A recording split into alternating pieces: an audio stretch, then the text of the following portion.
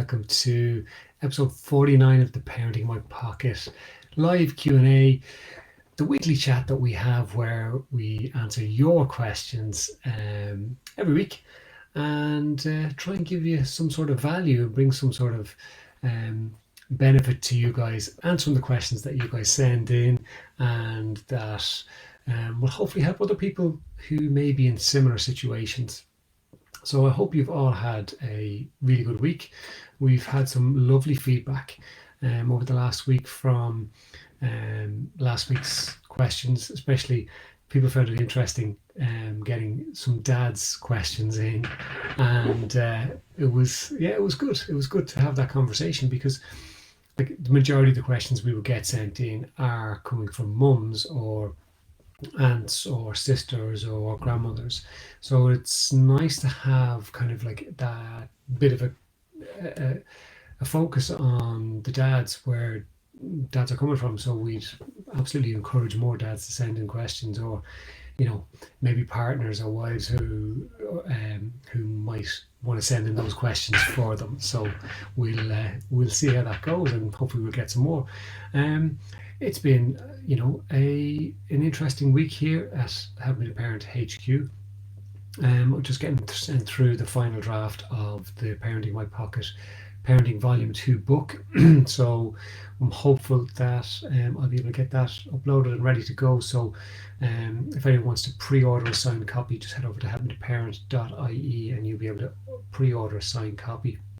But it's getting exciting. I can't believe it's actually going to be here sooner rather than later. So it's one of those things that, when there's a book coming out, there's a lot of work goes in behind the scenes, but we don't really think about it. And we don't actually think, well, I don't think about the reality of holding on to a book that, has come from this, mouth. So it's exciting, and it's, I wouldn't say nerve-wracking. Like, it is what it is. If I sell some, I sell some. If I don't, I don't. That's okay. It's the process for me that's enjoyable. So that's why I do it. I think with that though, there is what I'm noticing is there's a significant increase in levels of getting back into normal routine for a lot of children, and it's come to my attention, like I'd say easily 4 or 5 of my clients this week, where that normal bit of time where it would take to, I suppose, get yourself sorted and back into the school routine, it might take kind of 5 or 6 weeks to really get into the routine for everybody, for parents and children, and everyone in the household. This year, from speaking to some parents, it's only now in kind of mid-November that the children and the parents are actually starting to settle into some sort of routine and feel calmer within themselves. And it's just, sometimes in this job, it's very interesting how there can be common themes across a number of the different people that I work with. So it was just mad that, like, it's only Wednesday and 5 of my clients have had similar occurrences where they've only just now felt that either they themselves or their kids are starting to get into some sort of normal flow of things and feel a little bit calmer about being back at school. So I hope that's been the case for everybody else now that you're starting to experience that. We've got people jumping into the comments. I hope everybody's keeping well. Caitlin, good to see you. Maria, it's a shame about the loss of the weekend, but hopefully we'll beat Arsenal. Correct, exactly. Kathy, good afternoon to you too. Jennifer, good to see you. Thanks for tuning in. Good morning, Amanda, to you. It's evening here, but it's a morning for you. And Maria finally did a 50th park run last weekend and had a great turnout. Just shows COVID-19 can't beat human spirits. Absolutely 100%. And congratulations to you on your 50th park run. Hopefully there's parents out there who'll take some inspiration.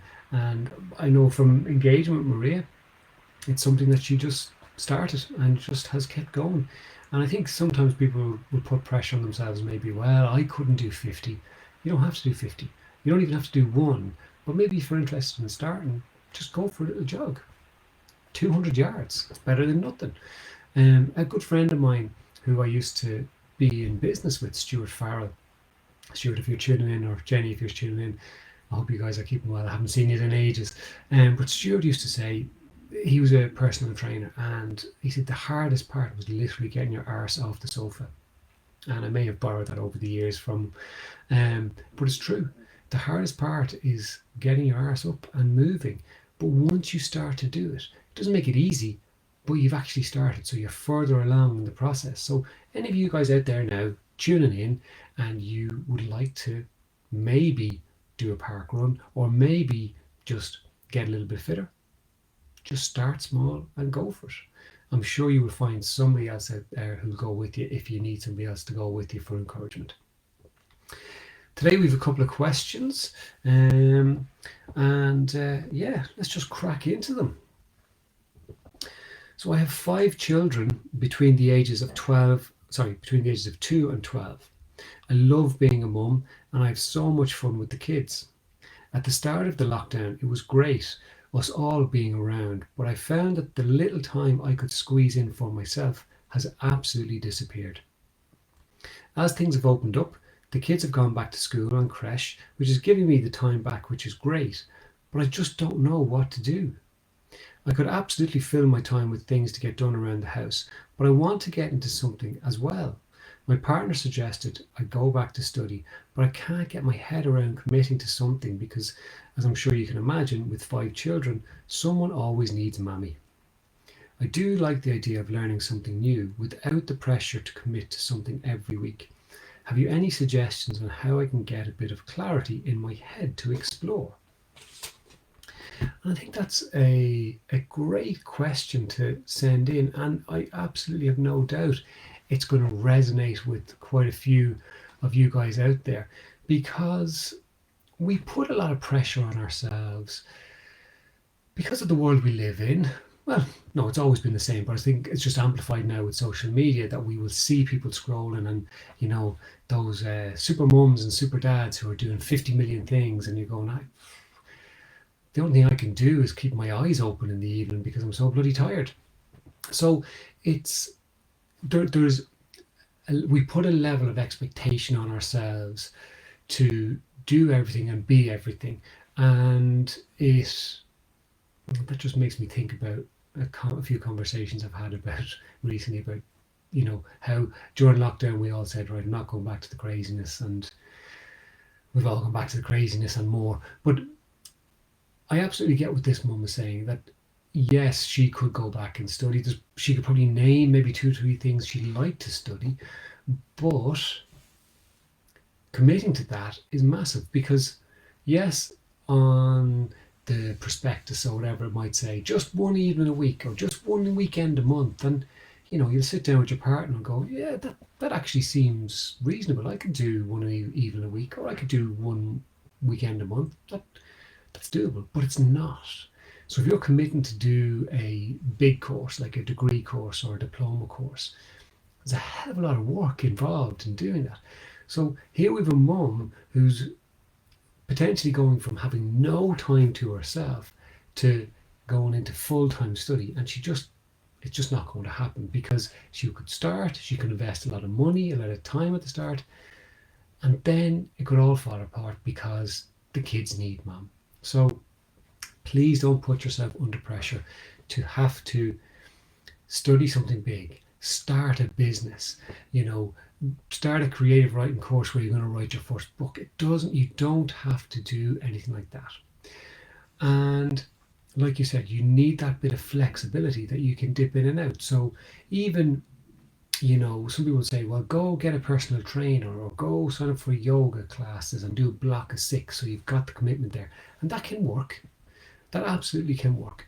And if it works for you, do that. So maybe for some people, if they pay for a 6 or an 8-week course and they know it's on every Wednesday morning at 10 o'clock, and for the most part you can go, that can be a good incentive. That can be a good way of keeping you motivated, and you are protecting that little bit of time for yourself.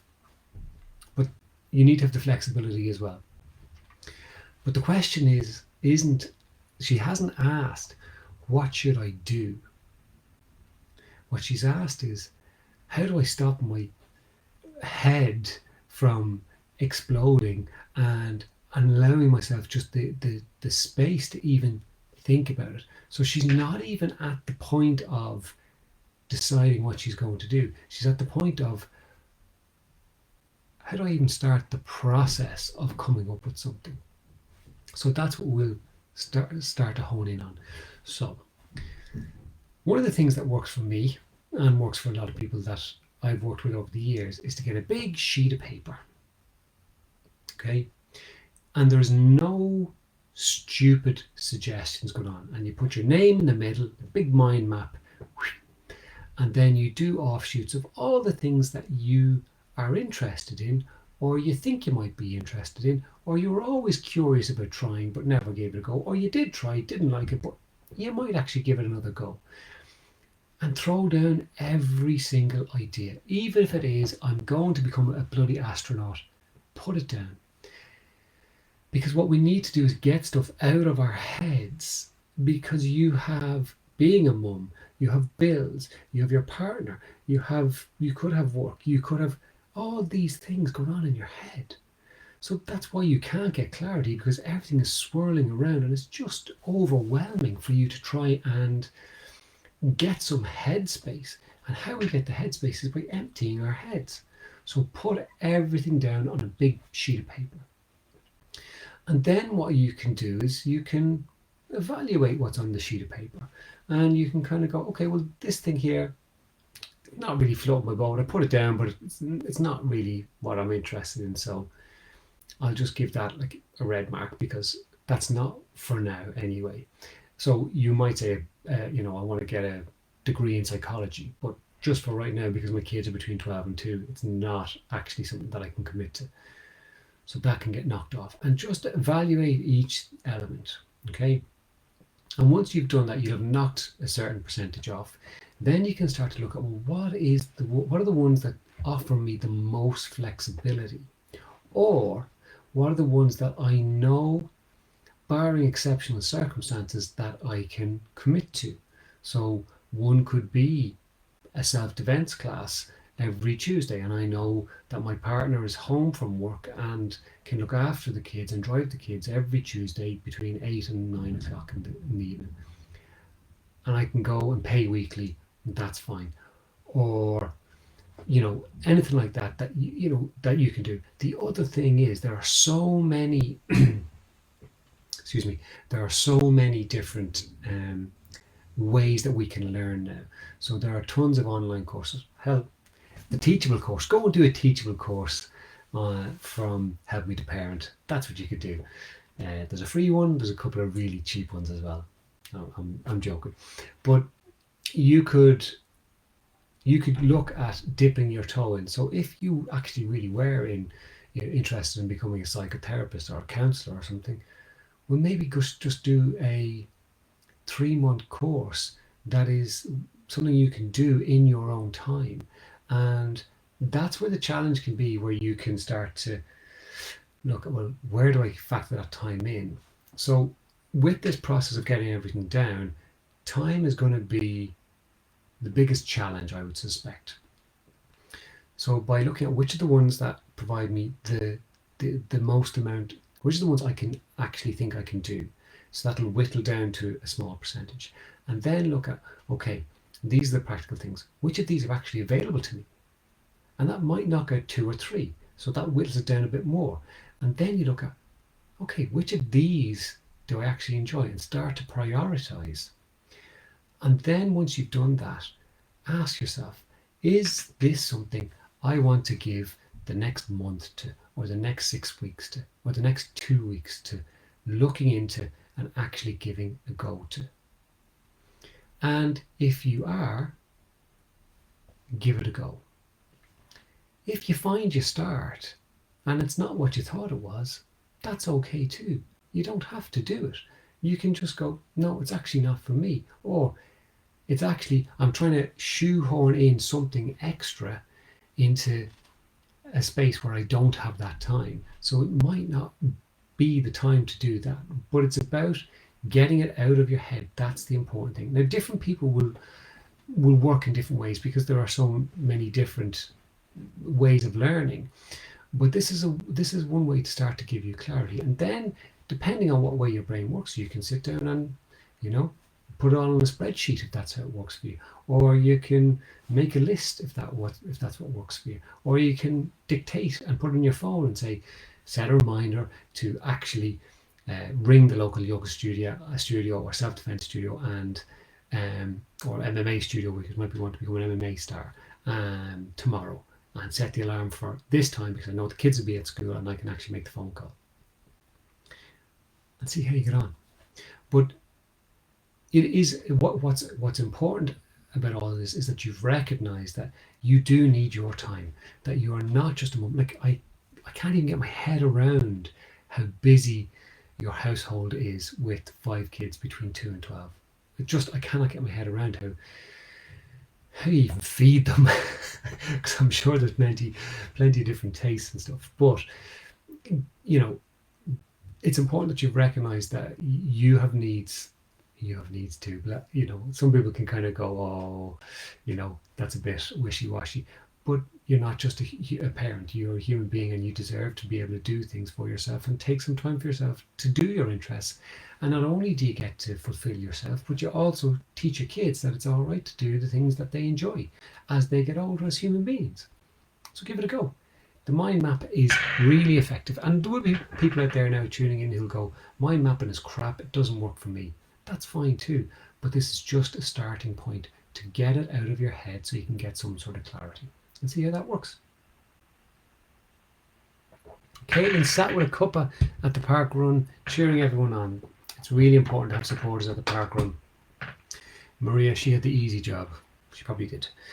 Okay, second question. I want to write a book about my experience as a parent. I've gone through 2 miscarriages before my twin boys came along, and I appreciate every single day with them. They really do fulfill my life. I know when I went through the miscarriages, I felt very alone, and I didn't know how to even talk about the loss of the 2 children I never even met. It took a lot of work on myself to get over it, but I did with the help of the people around me. The thing that's holding me back about actually writing is that if I do, I have to talk about the process for me and my husband, and I've no doubt the impact it had on our extended family. I don't want my loved ones to feel like I'm airing our dirty laundry, so to speak. As you've written a book, how do you suggest I get started, and are there conversations I need to have with my family first? My husband says he doesn't mind what I write, he just might not read it. Okay. So here we have a mum who has experienced, you know, some really kind of tough experiences that, okay, I'm going to hold my hand up here as a man. I can't know what that must have been like, and I can only have empathy for anyone who's experienced it. And it's not my place to make comment anyway, and she's not asking me to comment on it, which is good. But if we break this down a bit, this person, she feels the need to get this out, okay? And sometimes when we feel the need to get something out in terms of a book or something like that, we think about helping other people. But that then gets us thinking about like this lady, the impact on those around me at the end when it's published. And what I'd say is it's actually the process of writing that is the important piece for you. It's something that you need to work through, and writing seems to be the best way for you to do it, or the one that seems most realistic to you now. Absolutely. Have a conversation with your husband about it, and talk to the family about it if you want, but you don't have to talk to anybody about the writing. So go ahead and write it if you want to write it. It doesn't mean you have to publish it. Now, as you say, there might be other people out there who do benefit from you writing this book because they feel that connection, and they have something to relate to when they're maybe experiencing something similar. But there's 2 things I'd say. 1, the process is the most important for you. So write the book, okay? Have the chat. Well, you've had to have a conversation with your husband. But the other thing is, and here's a little twist that might get you off the hook, so to speak, is that maybe you write it as a story, or maybe you write it as not you. Now, write about your experience, but it's not you. It's technically a fictional character, but it's related to what you experienced and went through. And then you don't have to talk directly about your family and how it impacted on them.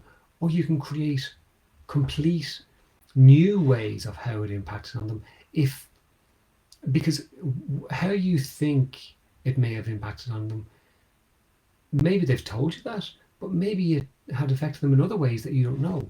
And this could allow you the freedom and flexibility to explore all the different ways that you think it may have affected the other people as well.